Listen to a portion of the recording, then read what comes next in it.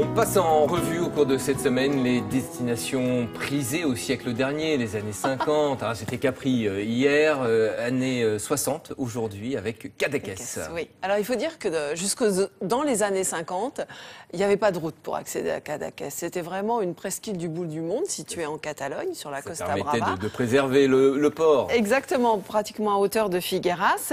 Et puis sont arrivés, c'est toujours comme ça que ça se passe, les intellectuels, les artistes, les peintres, Picasso, Magritte, Federico Garcia Lorca, et puis surtout Dali, le chantre du surréalisme, qui a décidé d'habiter là avec sa muse et son épouse Gala, dans la petite crique de Portligat. Alors, il faut imaginer Cadaqués, une église qui couvre ses maisons blanches, un port, la mer, c'est une île, c'est une évidence. Enfin, presque. Et c'est ça qui nous a plu.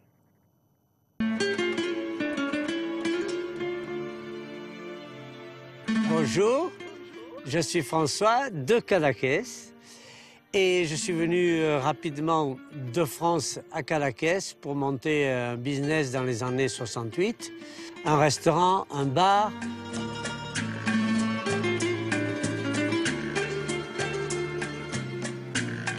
J'ai eu comme client le fameux Dali. C'était un tout petit village Cadaqués et tout se passait la nuit. Et Dali nous apportait une espèce d'oxygène hippie. Il se présentait le soir, par exemple, au restaurant avec une trentaine de personnes. Et il me demandait surtout d'amener des hippies qui ne s'étaient pas douchés et qui sentaient un peu fort la marée. Et alors il interposait une personne élégante avec un hippie et lui, sournoisement, avec son regard de fou, il était ravi de choquer les gens. Bienvenue dans l'univers de Dali. Sur la crique de Portligat, tortueuse, fantasmagorique et mystérieuse, la demeure qu'il partageait avec Gala, son épouse et sa muse, est une sorte de tanière surréaliste qui attire chaque année de plus en plus de visiteurs. La maison de Dali, c'est aussi son œuvre. Depuis son atelier jusqu'au salon ovale des fantasmes de Gala. Sans oublier la piscine, très pneumatique. Le jardin en restant grimpe au mont des Oliviers, qui dévoile son Christ des déchets. Tous récupérés sur la plage de Portligat après la tempête de 1960. J'ai trouvé le petit village de pêcheurs de Cadaqués extraordinaire.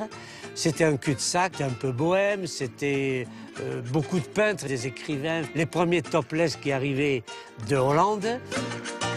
Dans les ruelles en calade, la bohème chic trimballait sa nonchalance, en jupe longue, panier tressé et gilet au crochet.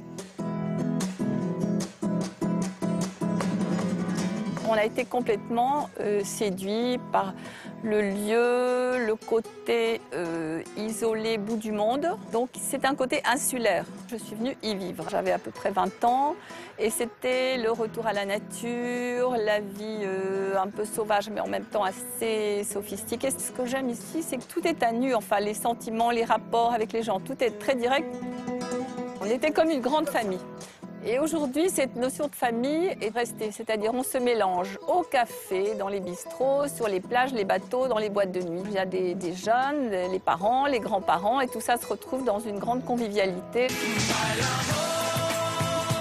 Elle a raison, Catherine. Il y en a pour tous les âges. Teenagers, rock'n'roll et temps argenté. Et C'est pas loin de la frontière, donc il y a une communauté française encore très importante, présente. Oui. Et puis c'est vrai que tout le monde se mélange. On va en boîte de nuit avec les enfants, les grands-parents, quoi. Les oui, c'est très familial. Voilà, enfin c'est même pas une boîte de nuit. Il y en a pas. C'est un bar de nuit. Ouais, on danse si on veut seulement. Et c'est vrai qu'il flotte moins d'esprit surréaliste, mais un parfum bohème absolument délicieux. Et c'est resté très authentique, sans enseigne.